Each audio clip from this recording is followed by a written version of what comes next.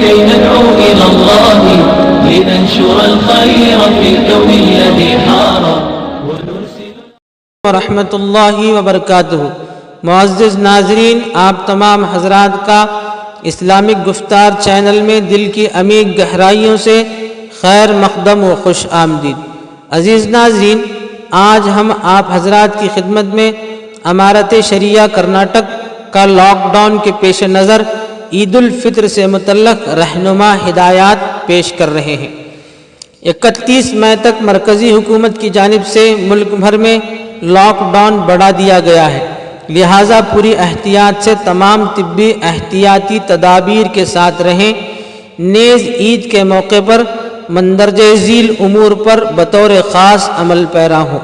Number 1، اس مرتبہ عید الفطر نہایت سادگی کے ساتھ منائیں، فضول خرچی ترک کرتے ہوئے اپنے غریب و مستحق رشتہ داروں محتاجوں کی خوب خبرگیری کریں اور ان کی نصرت و عنایت اور ان کے ساتھ ہمدردی و یگانت اختیار کریں۔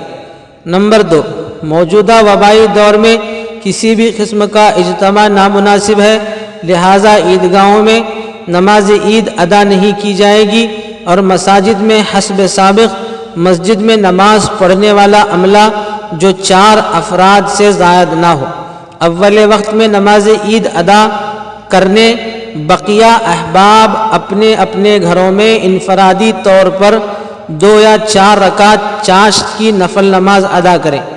امید ہے اللہ تعالیٰ اس سے نماز عید کا ثواب عطا فرمائیں گے۔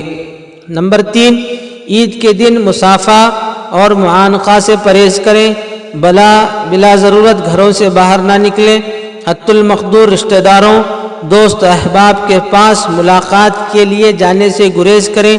عید کے بعد بھی سیر و تفریح وغیرہ کا سفر بالکل نامناسب ہوگا۔ نمبر 4، عید سے قبل صدقہ فطر 70 روپے کی ادائیگی کا اہتمام کریں۔ نمبر 5، عید کے دن خوب دعاؤں کا اہتمام کریں، اس لیے کہ عید کا دن بھی قبولیت کا موقع ہوتا ہے۔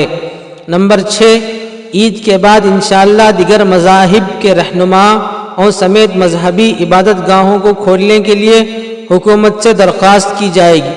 دعا فرمائیں ہماری کوشش بار آور ہوں اور جلد از جلد مساجد کھل جائیں۔ صغیر احمد رشادی، 24 رمضان المبارک 1431 ہجری۔ عزیز ناظرین، اگر ابھی تک آپ نے ہمارے یوٹیوب چینل اسلامک گفتار کو سبسکرائب نہیں کیا ہے تو ضرور سبسکرائب کریں اور اس ویڈیو کو دوسروں تک شیئر کریں۔ جزاک اللہ خیر۔